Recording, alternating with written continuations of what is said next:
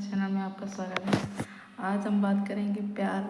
अरे एक 2,500 शब्द है जिसे निभाते निभाते लोगों की ज़िंदगी चली जाती है। इसे करना तो बहुत आसान है बट निभाना बहुत ज़्यादा मुश्किल है। अगर इस शब्द को बोले तो सिर्फ सबसे पहले आँखों में एक ही जोड़ा याद आता है और वो है राधा कृष्ण। राधा कृष्ण का अमर प्रेम का जोड़ा बहुत ही ज़्यादा मनमोहक और सुंदर है, परंतु वो कभी साथ नहीं रह पाए थे। इसका प्यार करने का मतलब ये नहीं कि आप लोग साथ में ही रहें, दूर रहकर भी ये बहुत अच्छे से निभाया जा सकता है। और इसके सबसे बड़े प्रेरणा स्रोत तो राधा कृष्ण ही थे। वो एक दूसरे से इतना अनन्य प्रेम करते थे कि उनके प्रेम की कोई कल्पना भी नहीं कर सकता, परंतु इतनी दूर रहकर भी उन्होंने अपने प्रेम को संवार कर रखा। जब देखिए राधा कृष्ण वृंदावन में रहते थे, कितने प्रेम से रहते थे, लेकिन जब उन्हें जाना पड़ा था तो राधा रानी कितनी दुखी हुई होंगी। आप लोग तो थोड़े से में दुखी हो जाते हैं, सोचिए वो कितना प्रेम करती होती, कितना दुखी हुई होंगी। परंतु उन्होंने अपने प्रेम को ना मान्यता देकर सबसे पहले अपने परिवार वालों की सभी की सेवा की और अपने प्रेम को अंदर ही अंदर संजो कर रखा। और कृष्ण भगवान ने भी राधा से अनन्य प्रेम करते हुए भी रुक्मणी से विवाह किया और उनको भी पत्नी का दर्जा दिया और किसी भी प्रकार का भेदभाव नहीं किया। कहते हैं कि राधा रुक्मणी एक ही थी। हाँ, वो सही भी है, क्योंकि माता रुक्मणी भी राधा के ही समान थी।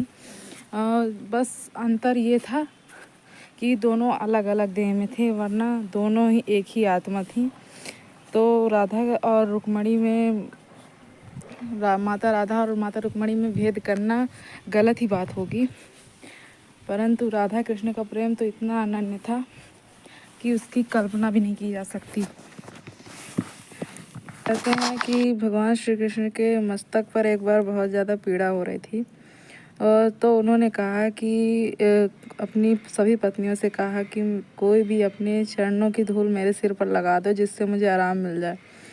तभी सभी पत्नियों ने उन्हें मना कर दिया कि हम अपने पति परमेश्वर की तरह पूजते हैं आपको, आपके मस्तक पर अपने चरणों की धूल कैसे लगा सकते हैं। जब ये बात माता रुक्मणी से कही गई तो उन्होंने भी साफ मना कर दिया कि मैं अपने चरणों की धूल आपके मस्तक पर नहीं लगाऊंगी। तब माता राधा वहाँ आई और उन्होंने अपने पैरों की धूल उन्हें लगाने के लिए तुरंत तैयार हो गई। तो माता रुक्मणी ने कहा कि तुम ऐसा कैसे कह सकती हो, तुम तो भगवान श्री कृष्ण से बहुत ज़्यादा प्रेम करती हो, तो तुम अपने चरणों की धूल उनके सिर पर कैसे लगा सकती हो। तो माता राधा कहती हैं कि मैं प्रेम करती हूँ इसलिए लगा सकती हूँ। फिर माता रुक्मणी कहती हैं कि अगर तुम उनके शीश पर अपने चरणों की धूल लगाओगी तो तुम्हें नरक का भोगना पड़ेगा, क्योंकि भगवान श्री कृष्ण तो भगवान है।